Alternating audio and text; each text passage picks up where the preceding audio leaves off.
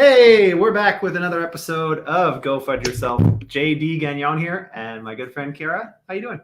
I am so great. It's Tuesday, which means it's this like free-for-all news day. We never set a theme for Tuesday. I don't know. Do you have a suggestion, JD, of a Tuesday news theme? Maybe not Great. one that's... Can you get this? I do have a suggestion, but it's probably not politically correct. Maybe not appropriate. Anyways, what are we talking about? We got lots of shit today. Yeah, we have all kinds of stuff. So let's just kind of roll through it. We've got to talk about some new news about SBF. PayPal continues to change what they're doing. Celsius wants to do a total revamp. You love Celsius. You'll love talking about that. Binance has requested something against the SEC. The SEC is delaying their decision on ETFs. And maybe we'll talk about Trump, although I don't really want to. Oh, come on. Everybody loves talking about Trump. What are you talking about? That's it. It's a lot of it's a free-for-all news day. It's kind of the roundup of whatever we missed yesterday. So awesome. Yeah. All right. So quick thoughts. So funny story for all the people that care deeply about this. I ordered the RBL pennant for this thing. Yeah. Or whatever you call it. So, and then I paid an extra like 10 or 15 bucks so that I had expedited shipping. Yeah. And that was on July 25th, and it's still not here. So I emailed them. They're like, oh, that expedited shipping is just when the manufacturing process is done, which can take up to 12 weeks. I was like, oh, that's freaking awesome, because 12 weeks, that's a long time. So anyways, it is coming. But a quick shout out to Chainlink. Thanks, Chainlink. Great shirt from ETH Denver. I had a call actually with Chainlink Build today. Really cool program. If you're not familiar with it, check it out. CCIP just was made live on ETH Mainnet too, which is super exciting. So just sharing some love for Chainlink, good friends. We've been partners for a long time. So here we are. Okay, one last thing before we get on to the little video. Avi's here. Sup? How you doing? Is this a live show? It is a live show, Monday to Friday. Hey, good transition. 12:30 p.m. Eastern. If you can't tell that it's a live show, now you know. Like, share, subscribe, help us get the word out, and share the love. That's what it's all about. Okay, if you're on Twitter Spaces, we are going to play a quick video, 24 seconds. You should be able to hear it, but if you can't, hang tight. We'll be right back. If I can press the button. Oh my God. Oh my God.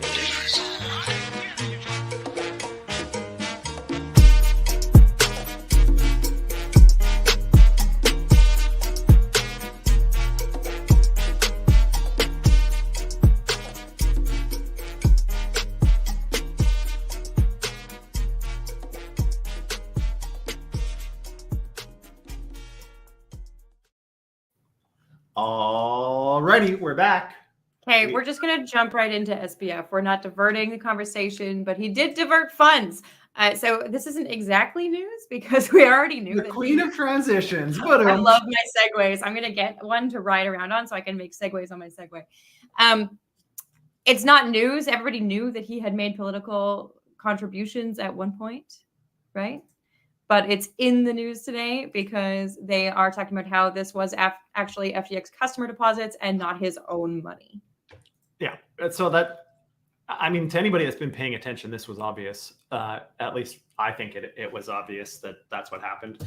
They originally had charges. They ended up dropping the charges, which I, at the time, thought was super strange. Like using customer funds to make personal lobby donations or purchases. They bought all that property in Bahamas and all this other nonsense. Like, that's right. They were throwing money, $100 million on midterms. That's like Zuckerberg level money, which is obnoxious to get political favor and favor with the SEC. And there's a lot of smoke on this one. And usually where there's smoke, there is or was fire. So we'll have to see how that looks. He also, I thought this was interesting. I'm good with the cliches today. Yeah, we're nailing it. I thought it was interesting that he also gave a maximum of $5,800 to more than a dozen Congress members. So we had the midterms, and then we had super PACs, and then we had Congress members. He just went for it. He gave money to whoever he could. I am assuming that keeping it below $6,000 kept it below some sort of legality. I don't know why else you would round to 5,800, but yeah. So I mean, I think we talked a little bit about this yesterday, but I don't really have a lot of patience for SBF. or a lot of sympathy for the situation he's finding himself in. I mean, we're seeing some immaturity here, the way he's responding, the way he acted when some of this stuff started happening. It sucks. It sucks that someone is now living the consequences of that reality. But fight with fire, play with fire, you're going to get burned. Oh, man, I'm on fire. Hey, JD.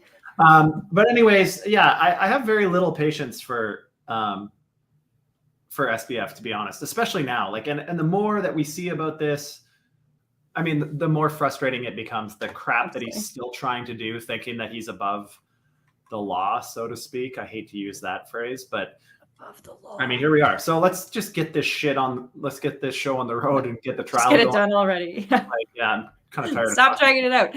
Okay, so on the topic of a centralized exchange that hasn't diverted user funds to the Bahamas, as far as we know, PayPal launched their stablecoin last week. Was it last week? And now they've launched a full crypto hub. So using their crypto hub, you will be able to use Bitcoin, Bitcoin Cash, ETH, Litecoin, and PayPal USD. PayPal USD, the PayPal stablecoin. So we talked about the PayPal stablecoin a little while ago too. Last week.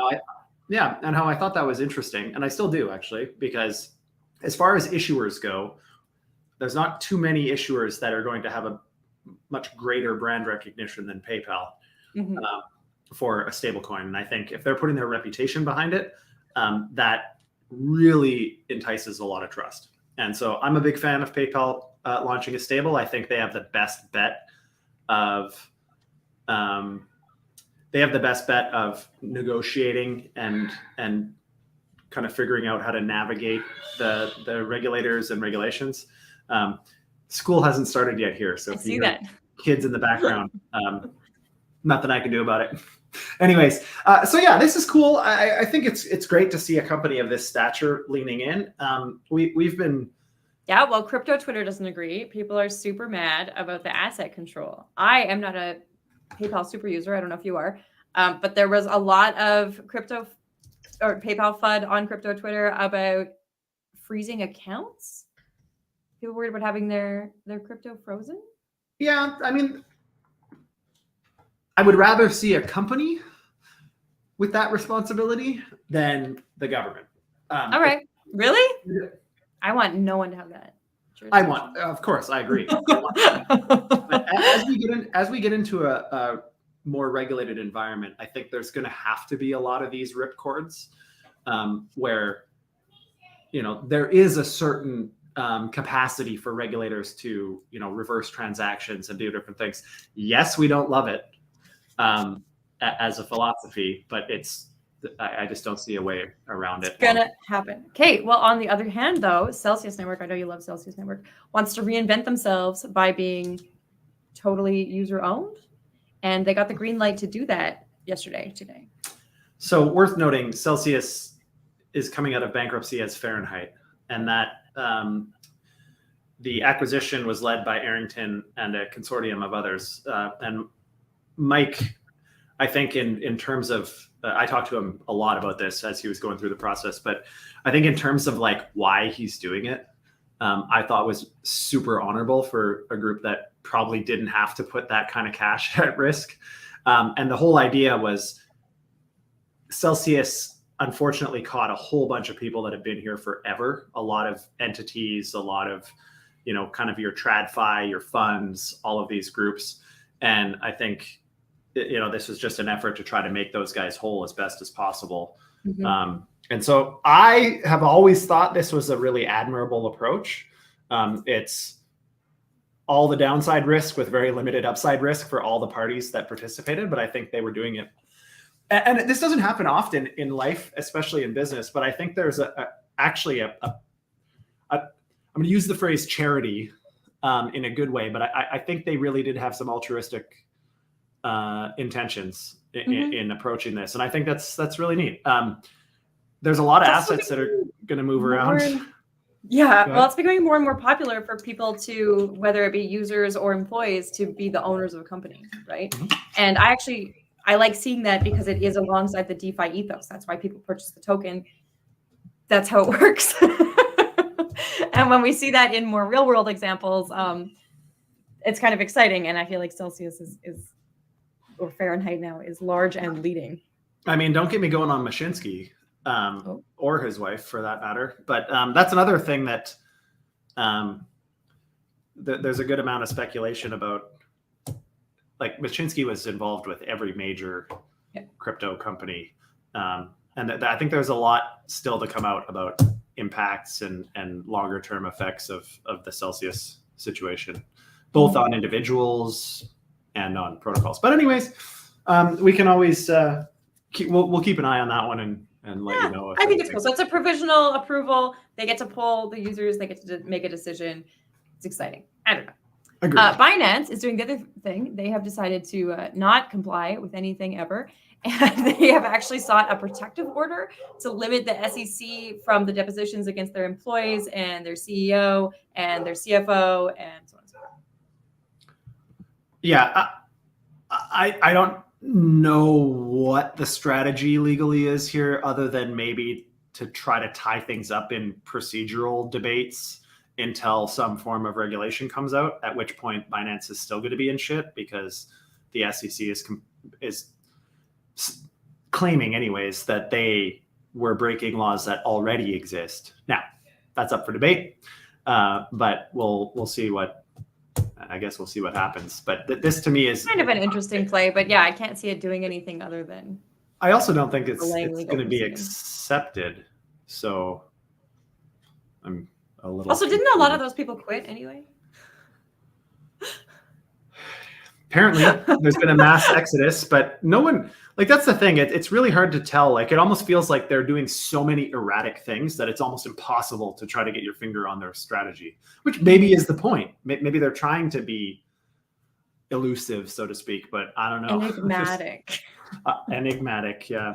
I don't know. I think it could set them up for more failure because if you're looking for a protective order against something that's already been investigated against you, it kind of just looks bad. It looks like you're trying to hide something. Yeah. I mean, I can't see any judge worth their skin accepting this. But again, I'm not an attorney, so I mean, there may be some legal nuance here that I don't understand. Why we always say that you should counter trade against JD, but should you also like counter sue? Counter sue, yeah.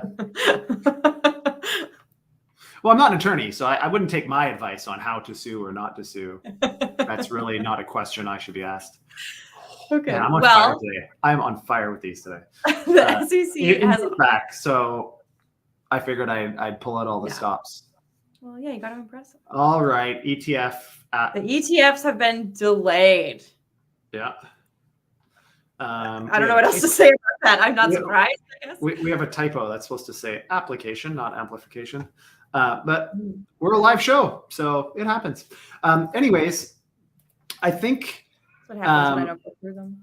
Yeah, this isn't. I don't believe this is all of them. It was just the ARK Invest one, right?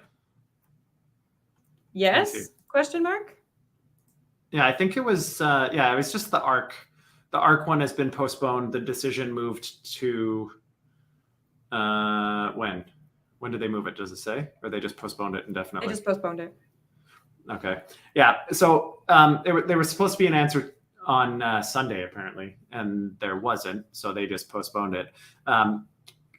ARK Invest is one of the kind of leading groups that have been trying forever to get an ETF. I think this is their fifth version of an application, fifth or sixth. Like, they've applied a lot of times.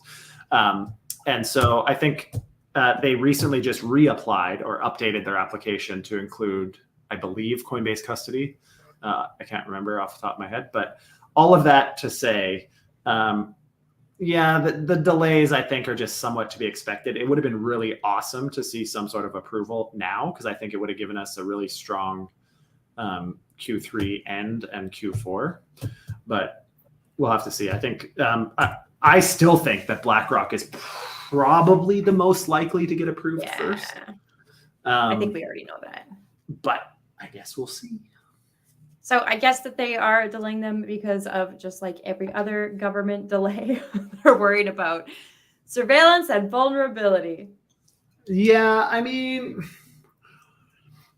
it's hilarious that they're worried about surveillance, because ultimately all the government wants is to be able to surveil you. Surveillance. Maybe they're just worried that they can't surveil.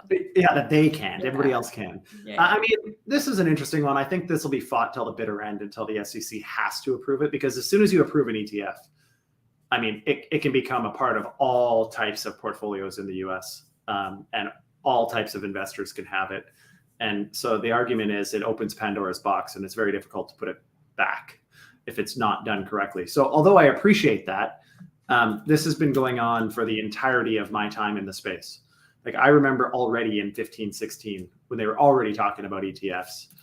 I remember the flurry of applications that everybody thought were going to get approved at 18 as the bear started, and none of them were approved. I remember 21, 22. Like, anyways, all of this to say, this has been kind of a bit of an ongoing drama that I hope we see an end to soon. I would love to see it sooner rather than later, especially leading up to the halving next year, which is going to be ideally a huge catalyst. But I guess we'll see. Hey, let's move on to this last one, because Are you ready? I'm a big fan. Yeah. So I know you love talking about Trump, and I'm not here for it. So remember, for Trump launched what it's worth, I do not think he should be president again, by the way. All right, fair. So I appreciate that, actually, because it's just like, we don't need that again. I don't need the news like that again. Okay, so I think this one's weird because people are upset that Trump is holding a lot of crypto, and they're acting as though it's a surprise because in 2019, he said that he didn't like crypto that much. But in the interim, he did launch an NFT project. So I don't know why people are getting their panties in a knot about this. But also, he holds like $500,000, and his net worth is $2.5 billion. So like, did he actively buy this, or did one of his many minions try to diversify his portfolio? Like, so what happened was that was probably just a fraction of what his royalties were for those NFTs.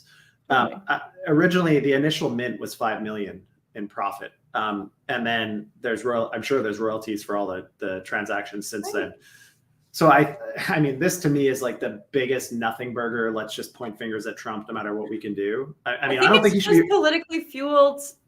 Media. I don't think he should be president. The articles that we found also talk about who else is running for the Republican Party and who else is pro crypto in politics, and it's like, okay, I get it. It's almost an election.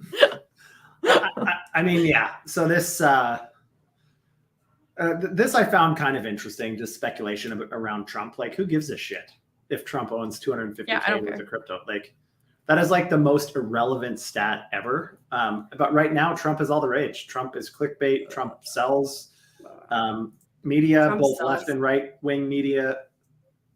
He brings in money. So I understand why they're doing it. I just think, I just don't like it. That's all. So anyway, Trump owns crypto like what 20% of all Americans do. So is it more than that now? I thought it was 30, but yeah. All good. All right. Well, that brings us to the end. That brings us to the end for today while Kiara's looking that up. Quick reminder to everybody, it's a live show Monday to Friday. As of February 27th, 2023, Coinbase's national survey of American adults says that 20% of Americans own crypto. I stand corrected. I think it was 30% that have or do currently. Yeah, that makes sense. This was just the first Google insight.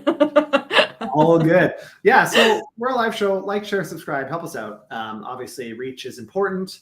We're not doing this to commercialize the podcast. We're doing it really just to help as many people as we can stay abreast of news and everything else. So if you can help us out, tell one friend per episode or something that they should check it out. That would be super, super helpful. Really appreciate it.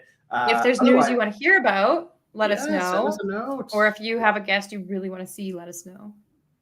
Or if you could be a guest and you really want to be on the show, let us know. But with that, today I say to you, Kiara, go find yourself. Go find yourself.